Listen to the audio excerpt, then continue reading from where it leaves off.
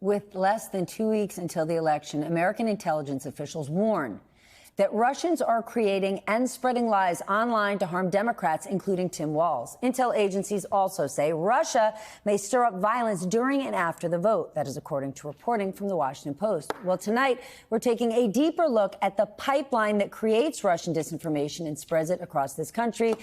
And I've got the perfect person to do it. NBC senior reporter Brandy Zadrozny. She covers misinformation. Brandy, the fact that I can now pronounce your name when it's written in a teleprompter is so problematic of the fact that disinformation isn't getting any better. You wrote an incredible report on this. Walk us through it. 4 stages. Yeah, so 2024.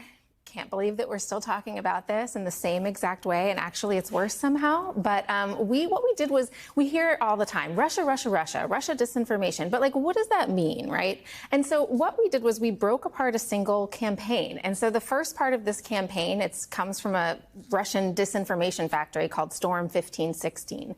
And what happens in that is, first it's a video, right? That's step one. You're going to see a video, and this video is going to usually be pretty dumb, right? So a recent example is that someone pretended to be a whistleblower, a park ranger, saying, I saw Kamala Harris shoot a baby rhino. I'm sorry, it's stupid, most of these are.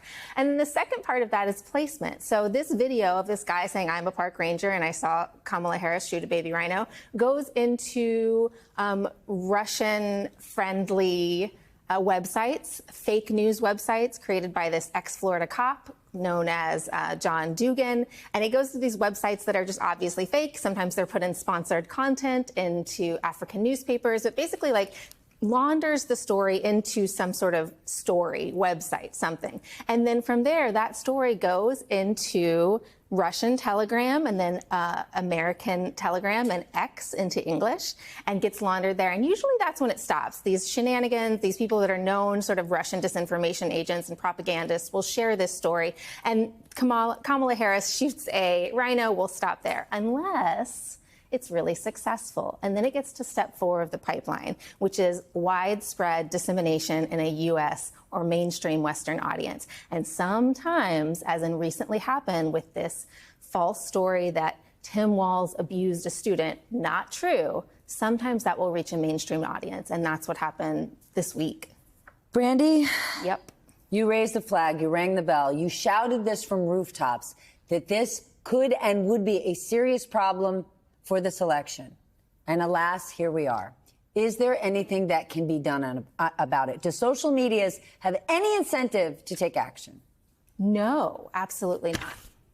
Well, they don't, because now, as you know, Twitter used to care about healthy conversations and used to try to get good information out. Sometimes they made mistakes along the way, but it used to be a place that you went to for good information. And now, as we saw with the hurricanes, that is the new place where you go for conspiracy theories, a million Alex Joneses, wrong information all the time. They have no incentive to stop it, and they're not going to. So if the platforms are doing nothing and not protecting us, are consumers getting any better or worse on not falling for this kind of disinformation? It's really hard to say, right? When we see it spread. If you want that, if you want to believe the lie, you're going to believe it. Feels good, man. Yeah. I mean, that's the point. There are a lot of people that say, like, oh, it doesn't really affect Americans, doesn't really affect how we vote. But sometimes the false narratives really do sort of infect. So it's like people won't really know where that story about Tim Walz, you know, abusing a student came from, but they'll just have it in kind of the back of the mind. I think I heard, is this a thing? And so I think it's really, really important. Again, I've said this for years. It's important to check your sources. And when you hear a stupid story like Kamala Harris shot a baby rhino or Tim Walz abused a student, then you need to go check and see your sources, see where it comes from. When I read this from the New York Times, you were the first person I had to check. We know at this point Elon Musk is completely on board and then some with Donald Trump. The New York Times says that Elon Musk's ownership of Twitter may be the single biggest factor in today's disinformation landscape. Do you agree? Absolutely. It is now a home, not just a place where these things can happen. It is a place that Elon has built so that these things are monetized. And he promotes it. Are promoted. He promotes them himself. I think Tenet Media, right? It was a really good example. This right-wing creator collective that had some of the biggest right-wing creators that we know, Tim Pool, Dave Rubin, Benny Johnson, were being paid by the Russian government and RT, Russian state media, to spread this Russian propaganda to a U.S. audience.